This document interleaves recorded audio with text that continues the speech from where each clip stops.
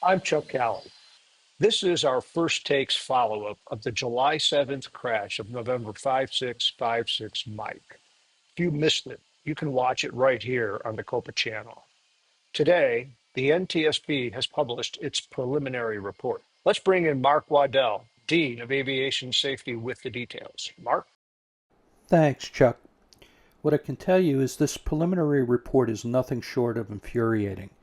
The pilot had an emergency, didn't recognize it and didn't divert, continued on, ran his tanks dry, ran out of power, and crashed without pulling caps. Investigators found the cap safety pin still blocking the caps handle. That's only supposed to be there for ground situations and maintenance to safety the handle. It's supposed to be removed before flight. It's so important, it's on 3 separate checklists. When the pilot pre-flights the plane, he's supposed to remove it. Before starting his engine, he's supposed to verify it's been removed, and he's supposed to make sure his passengers are briefed on CAP's use. Last, before takeoff, it's on yet another checklist. Verify pin removed. He missed them all, didn't perform it, obviously wasn't ready to pull caps, and in all likelihood never briefed his passengers as he was required to. Had he briefed his spouse on pulling caps, she likely could have reminded him when he lost engine power and was in a dire situation. She might have even pulled it herself. Now, I want to briefly address some of the internet speculation about the CAPS igniter system. This illustration shows the squib that's in the top of the rocket body. That's what is electronically ignited.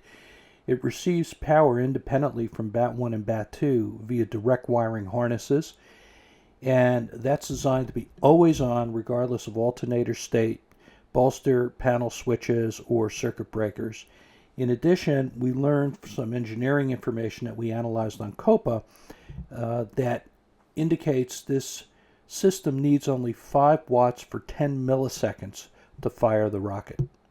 So in all likelihood, even had the pilot depleted his batteries to the point that he could no longer run his avionics, there still should have been enough power left in those batteries to light the rocket had he only been prepared to pull the handle. Chuck, this is the photo we should have been looking at in this case. Even with all the mistakes this pilot made, the airports he flew over where he could have made precautionary landings, etc., he didn't need to pay with his life or his family's lives. It's particularly infuriating because we know that CAPS has a 100% success rate when activated within its deployment envelope. And as of the accident date, we've had 136 CAPS saves in our fleet, with 274 lives saved by pilots making the right decision to pull caps. I want to speak to any Cirrus pilots out there who might be watching this video. Before you touch the ignition key again, stop. Please take CAPS-specific training before operating your Cirrus aircraft. The Cirrus CAPS training course is available free of charge, and we'll provide a link in the show notes. This fatal accident, like so many others before it, could have been mitigated by timely CAPS activation. Cirrus pilots should not pay attention to anti-CAPS hazardous attitudes expressed by various internet pundits. Just like the military experienced when they introduced ejection seats, they had to train their pilots when and how to use the equipment. If you're watching this as a Cirrus pilot, we can tell you definitively that pilots who conduct CAPS training and practice using it will have a higher probability of activating CAPS successfully when necessary. So pull caps early, pull caps often, and use it to save your life. Thanks, Mark. The CAPS pin was still in place. Pilots are taught from their first lesson to follow checklists. Pin removal is on 3 checklists. Transition training is not required to learn to read the POH and to follow the checklists within them. By not removing the safety pin, this pilot was not prepared to use CAPS when he needed it the most. If you're flying a Cirrus and do not have access to Cirrus's free videos on the proper use of the Cirrus airframe parachute system, we've put a link in the show notes. Accidents result when pilots don't follow published procedures. Properly trained Cirrus pilots get extensive CAPS training. They're taught to set a hard deck or a very minimum altitude at which the pilot must decide to pull CAPS or continue. Cirrus recommends 2,000 feet above the ground. The basis for continuing is 100% certainty of rolling the tires onto a runway. If there is any doubt, pull while there is still plenty of altitude.